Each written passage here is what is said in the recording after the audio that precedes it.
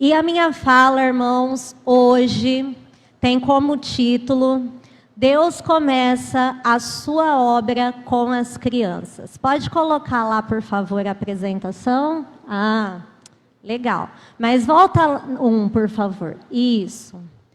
Essa frase, irmãos, ela é atribuída a John Wesley, tá? E é em torno dela que eu vou contextualizar aqui para os irmãos entenderem a importância, o impacto dessa fala. Pode passar o primeiro, por favor. Vamos começar com a leitura de Marcos, capítulo 10, do versículo 13 ao 16. E traziam-lhe crianças para que lhes tocasse, mas os discípulos repreendiam aos que lhe traziam. Jesus, porém, vendo isso, indignou-se e disse-lhes: Deixai vir a mim os pequeninos, e não os impeçais, porque dos tais é o reino de Deus. Em verdade vos digo que qualquer que não receber o reino de Deus como uma criança, de maneira nenhuma entrará nele. E tomando-as nos seus braços e impondo-lhes as mãos, as abençoou.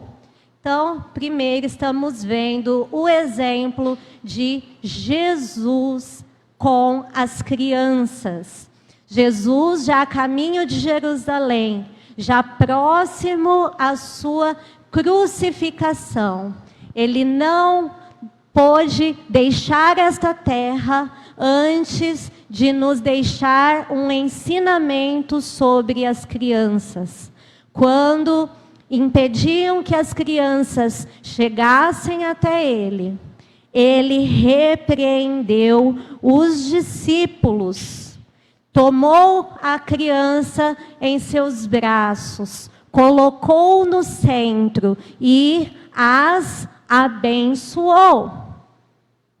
Então veja só, não só nessa passagem, como em outros momentos, Jesus quis dar um destaque especial às crianças. Pode passar, por favor. Esse historiador, chamado Philip Ares, ele fez um estudo e mostrou que até a Idade Média, ali por volta do século V depois de Cristo, não existia o conceito de infância, não existia um tratamento especial dado às crianças. As crianças participavam do mundo adulto e muitas vezes eram menosprezadas, pois eram tidas como seres inúteis à sociedade, visto que não produziam, não trabalhavam. E a partir do exemplo de Jesus Cristo e da disseminação do cristianismo na Europa, esta concepção começou a mudar. As pessoas começaram a dar um tratamento diferenciado às crianças, protegendo-as, dando uma educação específica para elas e evangelizando-as. Mas é claro que isso foi um processo longo. Mas essa mudança de mentalidade sobre a criança começou com o cristianismo. Pode passar. E o que dizer, então, deste homem, Martinho Lutero, reformador protestante?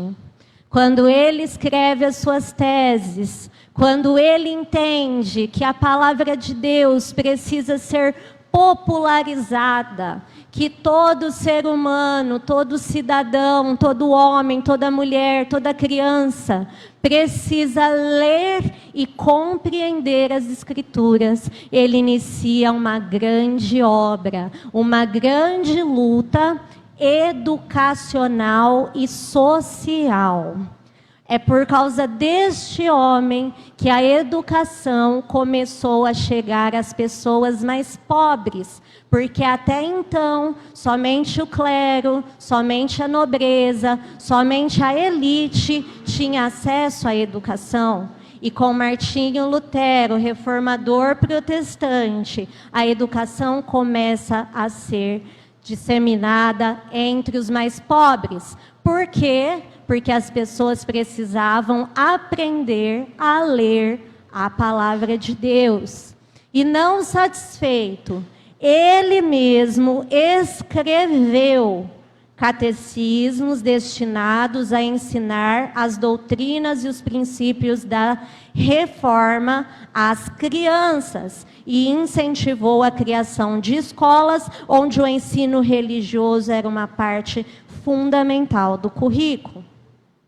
Pode passar, por favor. Chegamos então a essa figura conhecida. Quem é ela? John Wesley. E aqui, irmãos, eu fiz questão de selecionar alguns trechos do diário de John Wesley. Nós já temos essa publicação em língua portuguesa, encontramos até PDF na internet, para quem tiver desejo de ler. E eu selecionei algumas poucas citações, porque existem muitas. No início do seu ministério com evangelização, na Geórgia, ele já se preocupava em catequizar as crianças. Então, aos domingos, às 14h, ele dedicava tempo para evangelizar as crianças. E depois, de volta a Londres, de volta à Inglaterra, ele disse: muitas crianças têm aprendido sobre como devem servir a Deus e serem úteis ao seu próximo. Em outro momento, a maior parte desta semana passei escrevendo as lições para as crianças. Em 1756, ele escreve: encontrei cerca de 100 de crianças que estão sendo doutrinadas publicamente 2 vezes por semana. Thomas Walsh começou isso há alguns meses e os frutos já apareceram. Que pena que todos os nossos pregadores, de todos os cantos, não tenham zelo e sabedoria para seguir seu exemplo. E em 1790, já aos 87 anos, pouco antes de falecer, ele diz o seguinte: preguei um sermão para as crianças na capela de West Street. Então vemos este outro grande homem dando o seu exemplo sobre a importância de ensinar, de evangelizar as crianças. Pode passar, por favor. E o que isso gerou? Temos 2 aprendizes de John Wesley. A primeira que eu quero citar é a Hannah Balmore, que lá em 1769, depois de se converter ouvindo uma pregação de John Wesley, ela abre a primeira classe para evangelizar crianças em sua casa, que podemos considerar um GECEL, podemos considerar uma escola bíblica, enfim, ela teve essa iniciativa com apenas 26 anos de idade, de reunir crianças pobres, excluídas, para ensinar a palavra de Deus. E não só isso, mas também ensinar a ler e a escrever. Então, Hannah Balmore, considerada a fundadora da escola dominical, era metodista. Temos um outro discípulo aqui, chamado Robert Heikes, que é, na verdade, mais conhecido como fundador da escola dominical, mas a primeira foi a Hannah, que lá na cidade de Gloucester, também na Inglaterra, teve a iniciativa de abrir uma classe para ensinar crianças pobres marginalizadas, meninos que ficavam nas ruas aos domingos sem nada para fazer, porque eles trabalhavam na indústria de segunda a sábado, e o dia de folga eles ficavam na rua aprendendo o que não presta. Então, Robert Hakes teve essa iniciativa. Vou trazer essas crianças para a escola dominical, vou ensiná-los a Bíblia, além de aritmética e inglês. Pode passar, por favor. E então, em 1788, temos mais um relato de John Wesley, falando sobre a escola dominical, que agora já era uma instituição espalhada por toda a Europa. E ele diz o seguinte: às 8h e à 1h, a casa estava totalmente cheia. Por volta da 1h, encontrei-me com cerca de 900 a 1000 crianças que pertencem às escolas dominicais. Nunca tive tal visão anteriormente. Todas estavam limpas e simples em suas aparências. Elas são exemplo para toda a cidade. A diversão comum delas é visitar os pobres e doentes, algumas vezes em grupos de 6, 8 ou 10, para os exortar, confortarem e orar com eles. Frequentemente, 10 ou mais se reúnem para cantar e orar por si mesmas, algumas vezes 30 ou 40, e estão perfeitamente engajadas, alternadamente cantando, orando e clamando, de maneira que não sabem como se separar. Ao ouvirem isto, por que seus filhos não podem fazer o mesmo? Deus não está aqui tanto quanto em Bolton? Deixe Deus se levantar e manter sua causa própria, mesmo da boca dos bebês e recém-nascidos. Grava isso aí, irmãos.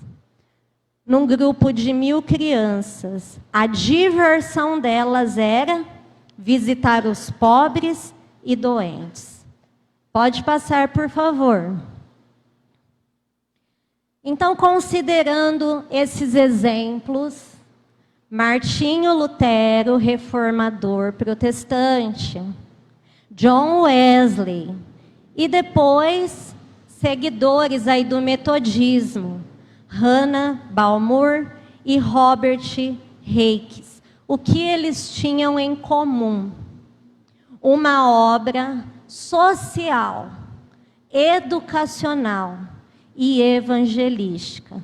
Este era o tripé da obra destes homens e desta mulher de Deus. O que me faz lembrar também de uma organização internacional chamada Exército da Salvação. Alguém já ouviu falar? Levanta a mão. Cujo lema são os 3 S's: sopa, sabão e salvação. Mostrando esse tripé também social e evangelístico.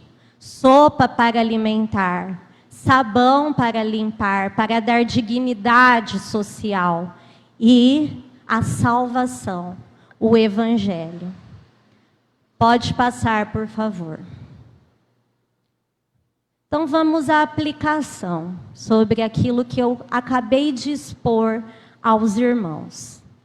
Qual a nossa realidade hoje? É muito diferente da realidade daqueles homens e daquela mulher que nos antecederam? Segundo dados da Unicef, mais de 60% da população de até 17 anos vive na pobreza no Brasil, vulnerabilidade social. Temos também uma realidade de analfabetismo. Dados do último SAEB, aquela avaliação nacional, mostram que 56% das crianças não conseguem ler e escrever na idade certa. Temos também o fenômeno filhos do quarto, crianças que não saem mais dos seus quartos, viciados em tela, sendo educados pela mídia, por tudo o que não presta. Já não sabem se relacionar com a família, com os amigos. Já não querem ir à igreja, perdendo totalmente o interesse pelas coisas de Deus. Esses dias mesmo saiu uma notícia, 2 avós pulando da janela do prédio do apartamento em chamas para salvar as próprias vidas. Por quê? Porque a neta fora proibida de usar o celular, foi lá, trancou os avós no quarto enquanto eles dormiam e colocou fogo no sofá. Essa é a realidade que nós estamos vivendo. Graças a Deus, os 2 conseguiram pular e os vizinhos ajudaram. E eles foram salvos, mas por pouco não morreram. Em relação a isso também, a educação que essas crianças estão recebendo na internet. Eu trabalho com crianças no 5º ano do Fundamental 1. Outro dia, pela primeira vez, eu me deparei com uma situação que eu fiquei estarrecida. Durante uma conversa, que eu não lembro qual era exatamente o assunto, surgiu a questão da sexualidade. E entre eles, crianças de 10 anos, eles começaram a perguntar uns aos outros: o que você é? Você é isso? Você é aquilo? Você é hétero? Você é bi? O que você é? E eu fiquei observando. E sabe a resposta deles? Muitos disseram: não sei o que eu sou. Muitos disseram: eu sou bi. E outros, ficaram em silêncio. Ou seja, há uma confusão identitária no meio das nossas crianças. É a realidade que nós estamos vivendo. E a igreja parece despreparada para lidar com todos esses desafios da nossa atualidade. Mas o que me intriga é: por que nós estamos confusos? Por que nós não sabemos lidar com as nossas crianças? Se nós temos uma história, se nós temos exemplo, se nós temos legado, um legado que vem do cristianismo, que vem da reforma protestante e que vem do metodismo.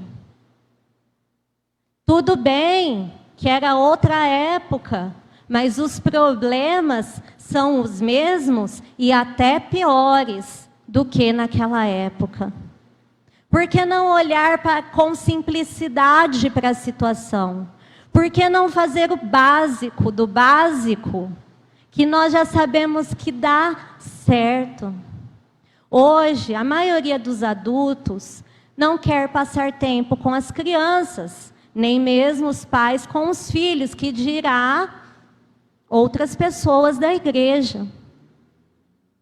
Nós, muitas vezes, temos até medo de conversar com as crianças, porque muitas delas nos ignoram. A gente vai falar paz do Senhor, a criança fica assim.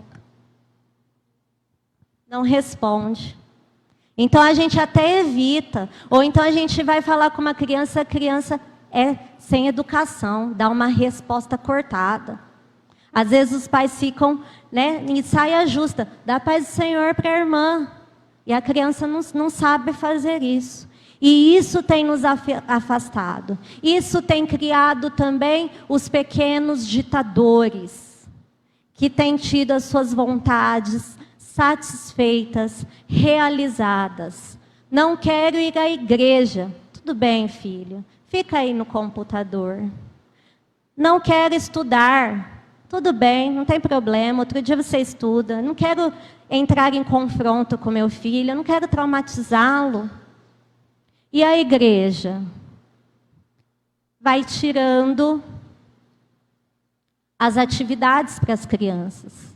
A igreja que tem escola bíblica, quando tem, muitas apenas tem classe de adultos, já não tem classe para as crianças.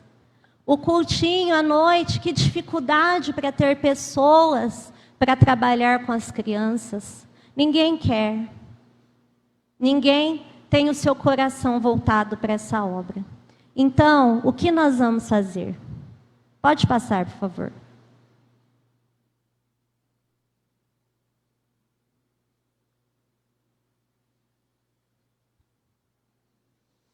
Em primeiro lugar, meus irmãos, vamos olhar para a nossa tradição. Não precisa muita coisa, precisa um homem, precisa uma mulher, um jovem, uma jovem, disposta a servir ao Senhor, disposta a orar pelas crianças, a preparar materiais para ela, porque às vezes a gente vê também na igreja que quando a criança vai para o cultinho, o que ela tem é uma tela, passando um DVD infantil gospel.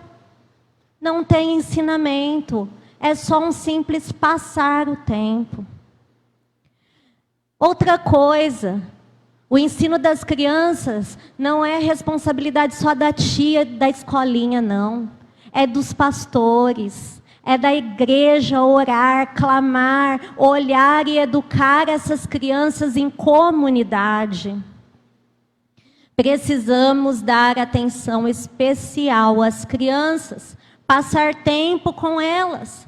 Olhe para Jesus, o que ele fez. Ele disse: quem recebe a um destes pequeninos, a mim me recebe. Então, quando nós rejeitamos, quando nós não nos preocupamos com as crianças, nós estamos fazendo o mesmo com o Senhor Jesus. Olhem para Lutero, que passou o tempo escrevendo para explicar às crianças o que era a reforma protestante. Olhe para John Wesley, que até mesmo na velhice parava para pregar e ensinar as crianças, para escrever lições para as crianças.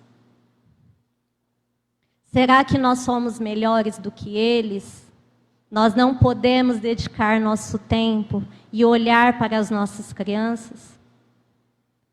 Promover ações específicas para as suas necessidades o ano todo. Não é só no Dia das Crianças, irmãos. É uma bênção o Dia das Crianças, mas não é só nesse dia.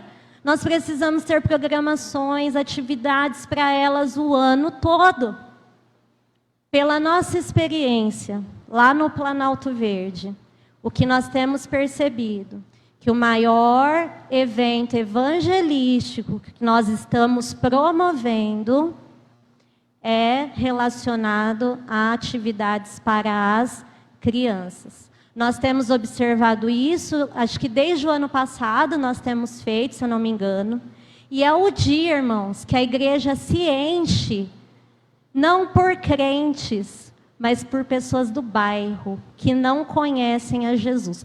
Olha o potencial que está nas nossas mãos. Estamos procurando estratégias para o crescimento da igreja. E olha o que está à nossa frente. O básico do básico. Atrair as nossas crianças, ensiná-las, pastoreá-las, evangelizá-las, olhar para o entorno da nossa igreja. Vamos parar de olhar só para dentro. Nós precisamos olhar ao redor, na rua da igreja, no bairro, na vizinhança. Precisamos capacitar pessoas para essa obra, pois há uma linguagem própria para falar com as crianças, há recursos próprios para ensiná-las. Precisamos investir no ministério infantil. Na maioria das igrejas não há espaço para as crianças. E isso reflete a nossa preocupação com elas, o nosso cuidado com elas. E por último, acreditar no potencial da escola bíblica e do GCEL para promover uma obra social, educacional e evangelística. Irmãos, eu trouxe toda essa história para vocês, para mostrar que a igreja que está pensando em fechar escola bíblica, ou a igreja que ainda não se dedicou a abrir uma escola bíblica, é melhor mudar a placa. Por quê? É uma herança metodista. E nós não somos apenas metodistas, nós somos metodistas duplamente. Então, irmãos, guarde essa palavra, não tem nada mais importante, não tem trabalho mais importante, não tem objetivo mais importante na igreja do que ensinar a palavra de Deus. Podemos louvar, adorar, festejar, celebrar, mas o ensino da palavra de Deus precisa ser prioridade. Jesus está às portas, Jesus está voltando. As nossas crianças precisam se converter e aceitar a Jesus como seu Salvador, senão elas vão ficar. Então, igreja, que você seja despertado nessa tarde. Clame pelas crianças, cuide das crianças, porque elas não são o futuro, elas são o presente da nossa igreja. Amém?